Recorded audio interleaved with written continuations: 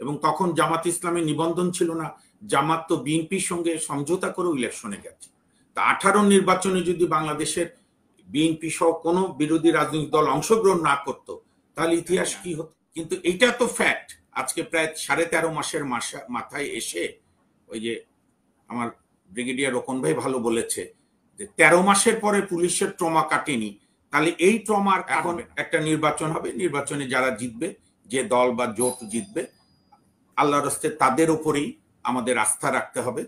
আমরা বিশ্বাস করি তারা অতীতকে দায় চাপাচ্ছে। তো আপনার কিছু কলিগ ইউটিউবাররা বাংলাদেশের সাধারণ মানুষ সেনাবাহিনীকে ভালোবাসে এবং কয়েকজন ইউটিউবারের কন্টেন্টের উপর বাংলাদেশ নির্ভর করে না।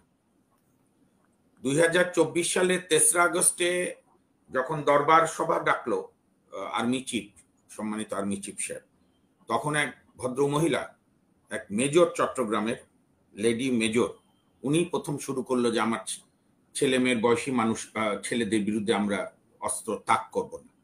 এবং এই সংবাদ যখন আমরা তখন ঢাকায় বসে পেলাম, ওই অন্ধকার সময়, ফ্যাসিস্ট শেখ হাসিনার সময়, আপনার কি নাম বলে, সোশ্যাল মিডিয়াগুলো নিষিদ্ধ, তখন মনে হলো যেন অন্ধকারের মধ্যে একটা বাতি ঘরের মতো, এবং সারা দেশের মানুষ নতুন করে আশায় বুক বাঁধল। এবং সেনাবাহিনী যে জনগণের বিরুদ্ধে অস্ত্র নেবে না, এটাই 4 আগস্ট এবং 5 আগস্টে লক্ষ লক্ষ জনতাকে রাজপথে নামতে আরো সহায়তা করেছে।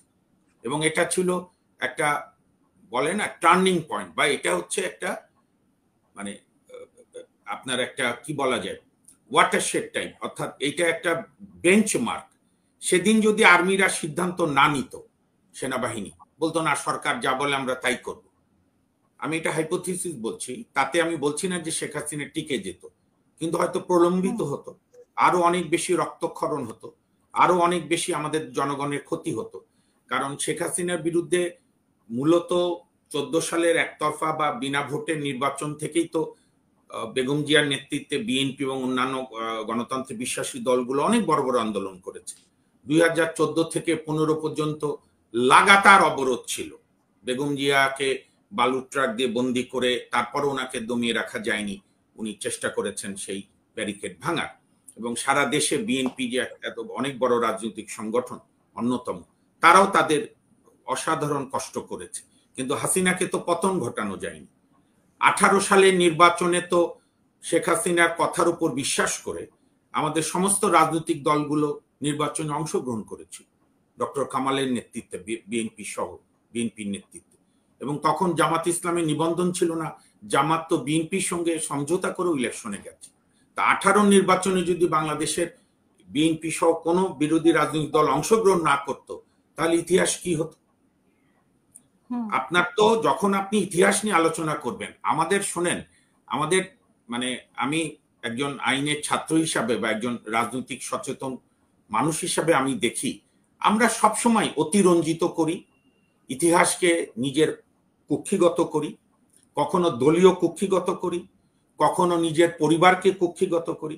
ধরেন আজকে 24 আগস্ট 5 সালে 2024-এর 5 আগস্টের পরে বঙ্গবন্ধুর উপর এত হামলা হয়েছে কেন? এটা তো 90 সালের পরে হয়নি, ইভেন শেখ হাসিনা 96 সালে ক্ষমতা ছেড়েছে তখন হয়নি, এর আগে পরেও হয়নি। কারণটা মুক্তিযুদ্ধের কোন রাজনৈতিক দল যদি, অনেক রাজনৈতিক দল যেরকম বিভিন্ন সময় বিভিন্ন ক্ষতি করেছে, সবচেয়ে বেশি ক্ষতি করেছে আওয়ামী লীগ বিগত সময়, মুক্তিযুদ্ধের নাম করে দেশের মানুষের গণতান্ত্রিক অধিকারকে হরণ করেছে, যেটা ছিল আমাদের মুক্তিযুদ্ধের মূল চেতনা। মূল চেতনা কি ছিল? পাকিস্তানিরা আমাদেরকে ক্ষমতায় যেতে দেয় না, মানে আমরা এখানে সংখ্যাগরিষ্ঠ, আমাদেরকে ক্ষমতায় যেতে দেয় না, আমাদেরকে কথা বলতে দেয় না, আমাদের ভাষার উপরে হামলা করে, আমাদেরকে সেকেন্ড ক্লাস সিটিজেন হিসাবে দেখে, অর্থনীতিতে আমরা ভূমিকা রাখি আমাদের পাট সহ অন্যান্য, কিন্তু উন্নত হয় খালি ইসলামাবাদ। এই ডিসপ্যারিটি, বৈষম্য, এখান থেকেই তো আমাদের মুক্তিযুদ্ধের শুরু। নাহলে যে এই অঞ্চলের বাঙালিরা পাকিস্তান আন্দোলনে সবচেয়ে বেশি ভূমিকা পালন করেছে, তারাই কেন 2-3 বছরের মধ্যেই পাকিস্তান থেকে মুখ ফিরিয়ে নিল? যে মুসলিম লীগ 47 সাল পর্যন্ত পাকিস্তানের প্রাণের দল ছিল, সেই মুসলিম লীগ 54 সালে কেন জনতার ভোটে ধিকৃত হয়ে গেল? অত বড় নেতা নুরুল আমিন আমি ছাত্র নেতার, এখন তো ছাত্র অনেক বয়স্ক বেঁচে আছেন কিনা জানি না, তখনকার এক তুখোর তরুণ ছাত্র নেতার কাছে ময়মনসিংহে হেরে গেল নুরুল আমিন। হক ভাসানী সরোয়ার্দী যুক্ত ফ্রন্ট জিতল। কাজেই এইখানে আমাদের এই জিনিসগুলো নিয়ে আপনার আলাপ করতে হবে। বাংলাদেশে আমি আমি ধরেন আমরা লয়ার, তো আমাদের একটা সুবিধা আছে, টপ টু বটম আমাদের কাছে আসে সমাজে সব সময়। ডাক্তারদের কাছেও যেরকম যায় রোগী মাত্র, আমাদের কাছেও বিভিন্ন মানুষ আসে। আমাদের বর্তমানে সেনাবাহিনী নিয়ে বাংলাদেশের সাধারণ মানুষের মধ্যে কোনো হতাশা নাই, বরং যেটুকু আশা বাংলাদেশের মানুষ দেখছে সেটি বাংলাদেশ সেনাবাহিনীকে ঘিরে। কারণ এখন তো কথা বলাও খুব মুশকিল। ইউনূস সাহেব তো বলেছিলেন যে আমার মন খুলে সমালোচনা করেন, কিন্তু কতটা উনি গ্রহণ করেন বা ওনার কাছে কতটা যায় আমি জানি না।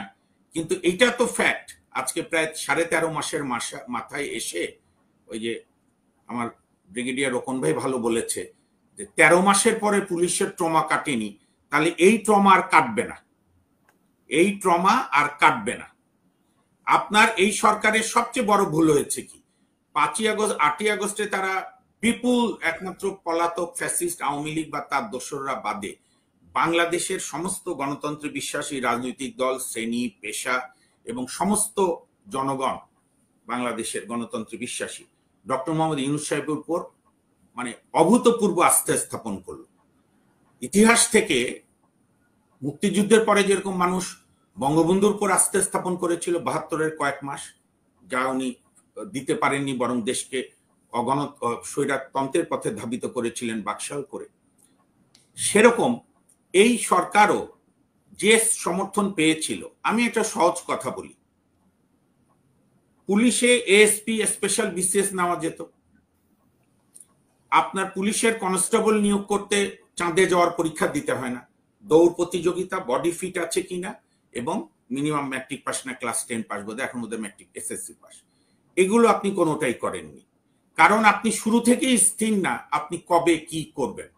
যার ফলে এখন কি দাঁড়িয়েছে, এই যে আপনার এই টকশোতে রোকন ভাইয়ের সঙ্গে, সোলেমান ভাইয়ের সঙ্গে, এইখানে অনলাইন মিডিয়ায়, বাংলাদেশের বিভিন্ন ইলেকট্রনিক মিডিয়া বহু আমরা টকশো করেছি। আমি তখনও বলেছি যদি আপনার আর্কাইভে যান যে আমার খুব ভয় হচ্ছে একটা সময় সংস্কার অজনপ্রিয় শব্দে পরিণত হবে। তাই হয়েছে।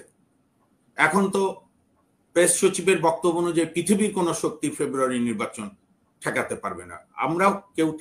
আমরাও মনে করি নির্বাচনের কোনো বিকল্প নেই, কিন্তু ন্যূনতম যে সংস্কারগুলো হওয়ার কথা ছিল সেটা এখন আর হলো না। এখন একটা নির্বাচন হবে, নির্বাচনে যারা জিতবে, যে দল বা জোট জিতবে, আল্লাহর হস্তে তাদের উপরেই আমাদের আস্থা রাখতে হবে।